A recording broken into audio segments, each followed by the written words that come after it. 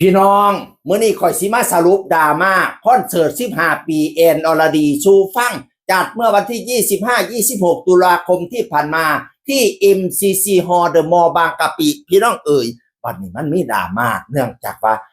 ผู้จัดขาดทุนพี่น้องเอ๋ยอุ๊ยตอนแรกบอยกับแอนมาโพสต์เปลี่ยนแปลกๆหลายคนก็สงสัยอ้าวบอ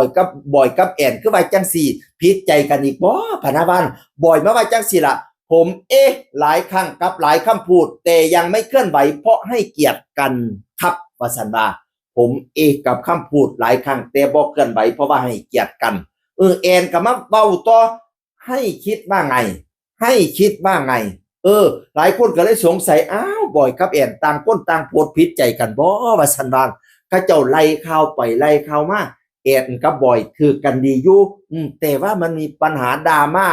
เกี่ยวกับคอนเสิร์ต15ปีแอนอรดีที่กรุงเทพมหานครพ่อพี่น้องเอ๋ยตุ๊กกี้ซึ่งมาร่วมงานกันในครั้งนั้นตุ๊กกี้นี่มีวงดนตรีคือ TK Band มาเล่นเป็นเบื้องหลังเป็นแบ็คกราวด์ให้กับแอนอรดีในคอนเสิร์ตครั้งนั้นพี่น้องเอ๋ยได้รวมงานกับผู้จัดพร้อมตุ๊กกี้ก็เลยมาไล่สดบอกว่าการจัดคอนเสิร์ต15ปีแอนอรดีมื้อนั้นน่ะขาดทุนเพราะว่าที่นั่งว่างมากกว่า 80% พะนะว่าเฮ็ดให้ผู้จัดได้รับผลกระทบต้องรับภาระหนี้ตอนนี้ถึง6,500,000 กว่าบาทพี่น้องเอ๋ยบ่ว่าสิเป็นหนี้ศิลปินหนี้นักดนตรีหนี้ค่าลิขสิทธิ์แกมมี่หนี้ค่าจัดงานสถานที่อาคารสถานที่ต่างๆพี่น้องผู้จัดต้องแบกรับสถานการณ์แบกรับภาระหนี้นั้นแบบไม่สามารถควบคุมได้อย่างที่ทุกคนเข้าใจว่าบางงานยกเลิกตอนนั้นบางงานยกเลิกนะแต่ว่าคอนเสิร์ตแอนอรดียังดำเนินการต่อไปปัญหาก็เลยเกิดขึ้นหลายคนสับสนว่าคอนเสิร์ตจะมีไม่มีเพราะส่วนใหญ่เน้นจะไปซื้อบัตรหน้างานปรากฏว่าขายบัตรไม่ดีว่างมากกว่า 80% ก็เลยขาดทุนเยอะขาดทุนยับเยินหลายคนสงสัยว่าคอนเสิร์ตสิมีบ่มีแม่นบ่ตอนมื้อแรกวันที่24แอนก็โพสต์ว่าไปจัดเตรียมสถานที่อะไรทำไมพี่น้องเอ่ยบัดนี้พอแต่ค่ำๆดึกๆวันที่24ปุ๊บกับมาโพสต์เกี่ยวกับเหตุการณ์โศกเศร้าอะไรของชนชาวไทยเฮานั่นล่ะพี่น้องเอ่ยบัดนี้เฮ็ดวันที่24ประกาศความโศกเศร้าครั้งยิ่งใหญ่เนาะ25สิคอนเสิร์ตแล้วดิบัดเนี่ยคนก็เลยสงสัยว่าคอนเสิร์ตจะจัดไม่จัดบัดนี้คนที่ไปซื้อบัตรหน้างานก็เลยบ่ไปซ้ำบัดเนี่ยก็เลยขายบัตรบ่ดีที่นั่งว่างมากกว่า 80% พี่น้องเอ๋ยเขาเจ้าก็มาขอร้องให้ว่าให้ไปซอยกลุ่มปิดให้แน่กลุ่มปิดวันที่9เนี่ยบัตรราคา100บาทว่าซั่นว่านั่นน่ะตุกกี้มาไล่สดชี้แจงว่าผู้จัดนั้นขาดทุนยับเยินพี่น้องเอ๋ยบัดนี้นี่หลายคนก็เลยมาเม้นต่างๆนานาคนที่เข้าข้างแอนก็เสียแอนมันบ่ได้เกี่ยวหยังกับศิลปินเด้เลี้ยงผู้จัดก็เลี้ยงผู้จัดเลี้ยงขาดทุนก็เลี้ยงซุมเจ้าซุมศิลปินเขาก็เฮ็ดหน้าที่เขาอย่างเต็มความสามารถของเขาแล้วพะนะว่านั่นน่ะคอนเสิร์ตที่ผ่านมานั่นน่ะคนที่เข้าข้างแอนก็เสียแอนแต่มันมีคนที่ไปกล่าวหาแอนว่าแอนเสียหายๆพี่น้องเอ๋ยบางคนก็ว่าแอนยังไม่ดังพอที่คนจะสนใจจะจัดก็ไม่ดูว่าดังอะไรขนาดนี้ว่าซั่นว่านั่นน่ะ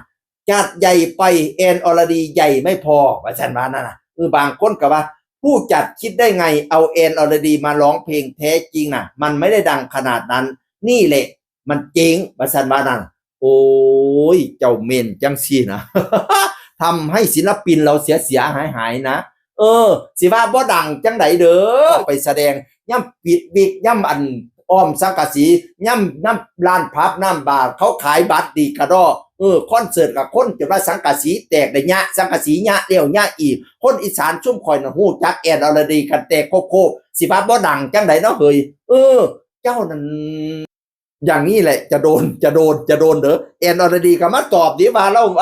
คนที่เม้นบอกว่าผู้จัดคิดได้ยังไงเอาแอนอรดีมาร้องเพลงแท้จริงแล้วมันไม่ได้ดังขนาดนั้นอย่างนี้แหละมันจริงแอนอรดีเม้นตอบทันทีว้ายรอหมายที่ศาลเลยป้านานเห็นบ่รอหมายที่ศาลเลยป้าสิมาว่าศิลปินตุข่อยบ่ดังจังไดสิว่าศิลปินตุข่อยโหดร้ายก็บ่แม่นดิ เพราะว่าเขาต้องรักษาชื่อเสียงของเขาเจ้าไปว่าเขาเสียหายนั่นน่ะเออ มัน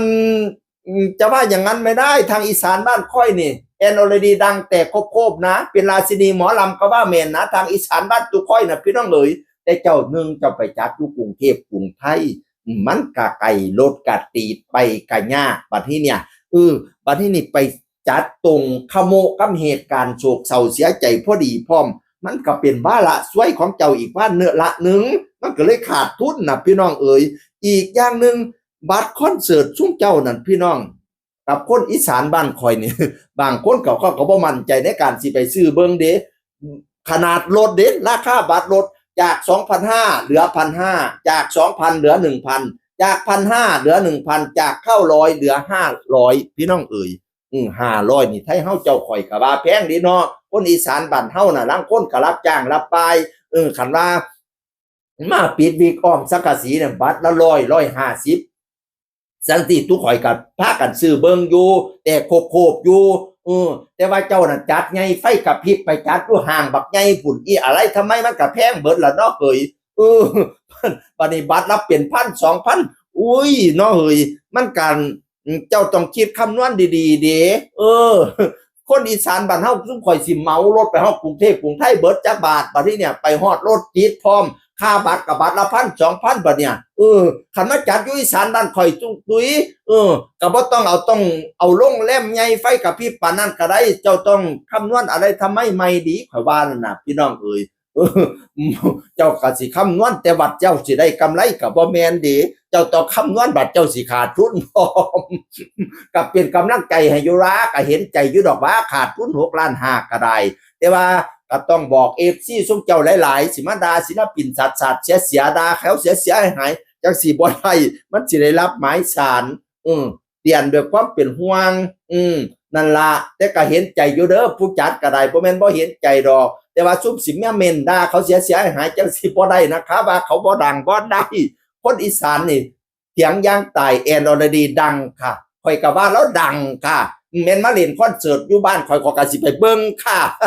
เพราะข่อยชอบค่ะแต่ไปเรียนอยู่กรุงเทพกรุงไทยข่อยก็ไปยากข่อยก็บ่ไปล่ะค่ารถนึงค่า